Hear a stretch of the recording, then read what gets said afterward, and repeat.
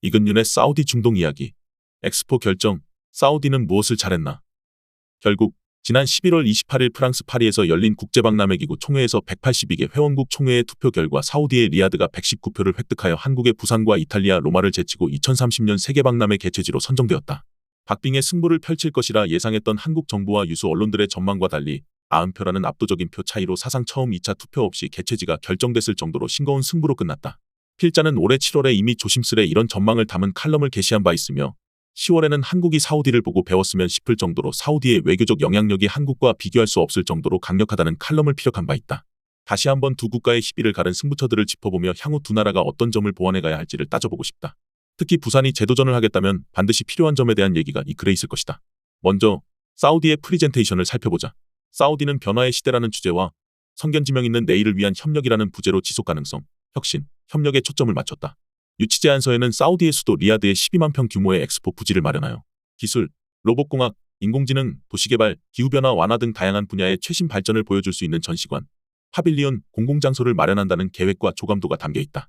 엑스포에만 100억 달러의 막대한 예산을 책정했을 뿐 아니라 8천억 달러의 인프라 개선 예산을 별도로 책정하여 중동의 석유부국답게 재정적 역량을 갖추고 있다는 점을 확실히 보여주었다. 그리고 엑스포가 단순히 보여주기식 행사가 아니라 사우디가 이미 상당 기간 동안 추진 중인 국가 중심 과제인 비전 2030, 즉 탈석유 시대를 위한 사우디 사회 경제, 문화의 가파른 변화와 발맞춰 갈 것이며 이것이 단순히 사우디만을 위한 행사가 아니라 이 비전에 동의하는 모든 국가, 모든 인종, 모든 계층의 다양한 사람들에게 기회를 줄 것이라 선언했다. 또한 사우디아라비아가 아시아, 아프리카, 유럽의 교차로에 위치한 전략적 요충지로서 세계 엑스포와 같은 글로벌 행사를 개최하기에 이상적인 곳이라는 점도 강조했다. 예전 아부다비의 아브라함의 집이라는 기독교, 유대교, 이슬람의 사원을 소개하며 썼던 칼럼에서 이슬람 국가가 가장 강력했던 10세기 코르도바를 떠올리며 이슬람이 다양성과 포용력을 가질 때 세계적으로 강한 영향력을 끼칠 수 있었고 이것이 최근 두바이의 성공 비결이며 사우디가 이 길을 빠르게 따라가고 있다고 소개한 바 있다. 이번 사우디의 엑스포 프리젠테이션에서 이 부분을 강조했고 결국 수많은 나라들이 이전에 은둔의 나라였던 사우디의 개방과 개혁 그리고 그 기회를 다른 나라들과 나누려는 노력들의 지지를 몰아준 셈이다. 보수적인 이슬람 국가의 상징과도 같은 사우디 정부가 개혁과 개방을 통해 글로벌 사회에 책임 있는 한 축으로서 긍정적인 역할을 하는데 지금껏 축적한 막대한 부를 쏟겠다고 하는데 누가 이런 변화를 마다하고 환영하지 않을 수 있겠는가?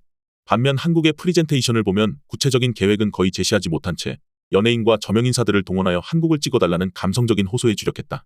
지휘자 정명훈과 성악가 조수미, 아이돌 그룹 동방신기 출신 가수 김준수, 아이돌 그룹 드림캐쳐, 제로베이스 원, 몬스타엑스, 아이돌 그룹 샤이니의 태민 등이 등장했고 발표자로 반기문 전 유엔 사무총장까지 나서서 지지를 호소했다. 그러나 아무리 K-팝이 세계적 경쟁력을 가졌다 하더라도 그것이 엑스포 개최에 어떤 긍정적인 역할을 할 것인지에 대한 최소한의 논리적 연결고리 없이 난사하는 방식의 홍보로는 아무런 감동을 줄 수 없다는 것을 여실히 보여주었다. 사실 그 자리에 있는 각국의 대표들이 한국의 셀럽들을 얼마나 알고 있을지도 의문이다. 단지 우리에게 친숙한 사람들을 내세워 우리끼리만 기분 좋은 영상을 만든 것은 아닌지 모르겠다. 심지어 연예인 좋아하는 누군가에게 보여주기 위한 영상이 아닌가 싶은 의심이 들 정도로 메시지가 1도 없는 저급한 수준이었다. 다음으로 국제행사 유치를 위해 치열했던 각국의 외교전을 한번 살펴보자.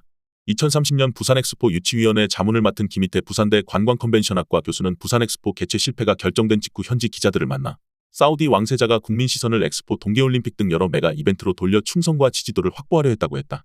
그는 또 사우디는 오일머니 물량 공세를 통해 2030년까지 4,300조 원을 투자해 수도 리야드를 건설하고자 했다며 그중 엑스포 개최를 위해선 10조 원 이상을 투자했고 저개발 국가에 천문학적 규모의 개발 차관과 원조기금을 주는 역할을 해 금전적인 투표가 이뤄졌다고 주장했다.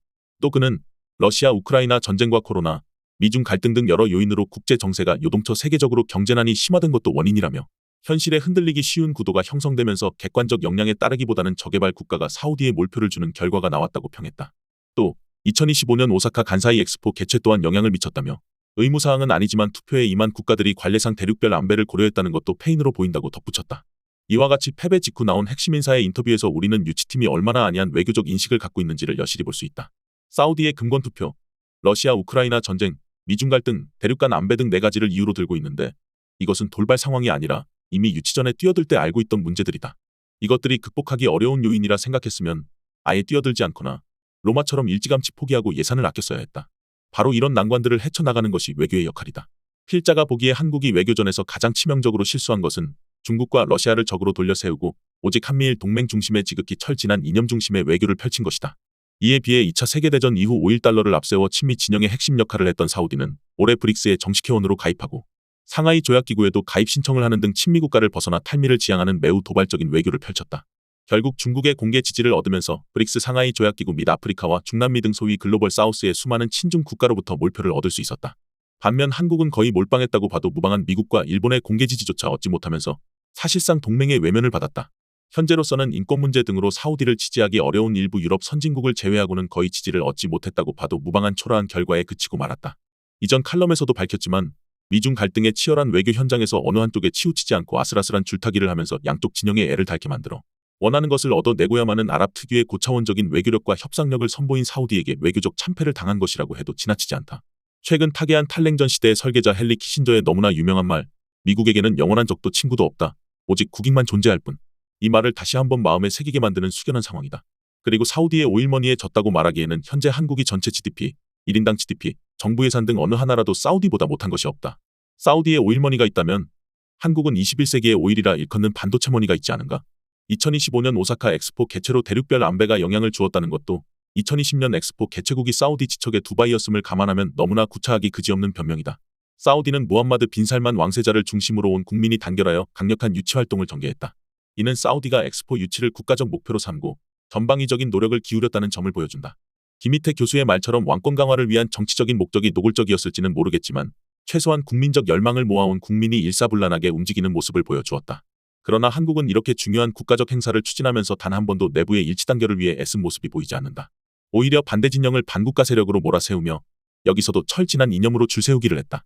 유치에 도움이 된다면 한 사람이라도 더 끌어모아야 할 상황에서 반쪽짜리 날개로만 하늘을 날아오르려 한 것이다. 한국처럼 인적 물적 자원이 한정적인 나라에서 단합된 전선의 부재는 한국의 입지를 크게 약화시킬 수밖에 없다. 결국 안에서 새는 바가지가 밖에서도 샌다고 국내에서 이념으로 편을 갈라 진영 정치를 펼치던 그 버릇을 못 버리고 국제 외교 무대에서도 같은 방식을 펼치다가 상대편으로부터 뺨맞고 내 편으로부터도 외면받는 초라한 모습을 보고 있다. 이렇게 이번 엑스포 유치는 비정한 외교 무대에서 소외되고 있는 한국의 현실을 적나라하게 보여주었다. 모쪼록 이번 실패를 통해 우리의 부족함을 깨닫고 와신상담하여 2035년에는 부산이 좀 더 성숙한 모습으로 거듭나는 모습을 보고 싶다. 그리고 승리한 사우디의 축하와 응원의 마음을 전하며 119표의 압도적인 지지를 보여준 국제사회에 지금까지 약속한 개혁과 개방, 다양성에 대한 존중의 정신을 끝까지 잘 지켜나가길 바란다. 사우디 엑스포가 지금까지의 어떤 엑스포보다 더 많은 세계의 사람들이 함께 즐거워하고 열매를 나눌 수 있는 화합과 공존의 무대를 선보여주기를 간절히 소망한다. 더 칼럼니스트